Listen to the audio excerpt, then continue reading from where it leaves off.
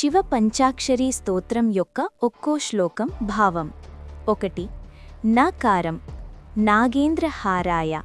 భావం: నాగుపాములను హారముగా ధరించినవాడు, 3 కన్నులు అంటే సూర్య, చంద్ర, అగ్ని కలవాడు, శరీరం నిండా పవిత్రమైన భస్మాన్ని పూసుకున్నవాడు, దిక్కులనే వస్త్రాలుగా కలిగినవాడు అంటే దిగంబరుడు, నిత్యుడు మరియు పవిత్రుడు అయిన ఆ పరమేశ్వరునికి, నాకార స్వరూపునికి నమస్కరిస్తున్నాను. 2. మాకారం మందాకినీ సలిల.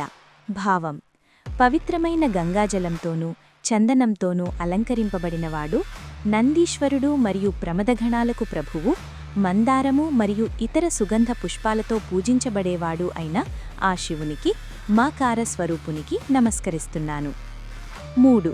శీకారం శివాయ గౌరీ వదనారవింద.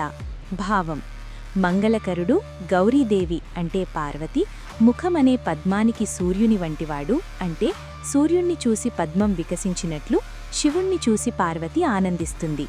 దక్షుని యజ్ఞాన్ని నాశనం చేసినవాడు, నీలకంఠుడు, వృషభధ్వజం కలవాడు అయిన ఆ శివునికి, శికార స్వరూపునికి నమస్కరిస్తున్నాను.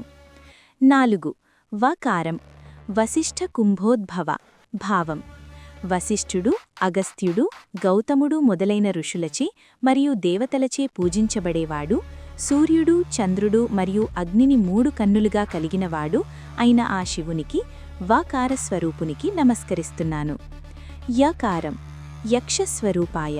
భావం: యక్షస్వరూపుడు, జడలు ధరించినవాడు, చేతిలో పినాకము అనే ధనుస్సును ధరించినవాడు, సనాతనుడు అంటే ఎల్లప్పుడూ ఉండేవాడు, దివ్యమైన తేజస్సు కలవాడు అయిన ఆ శివునికి, యకార స్వరూపునికి నమస్కరిస్తున్నాను.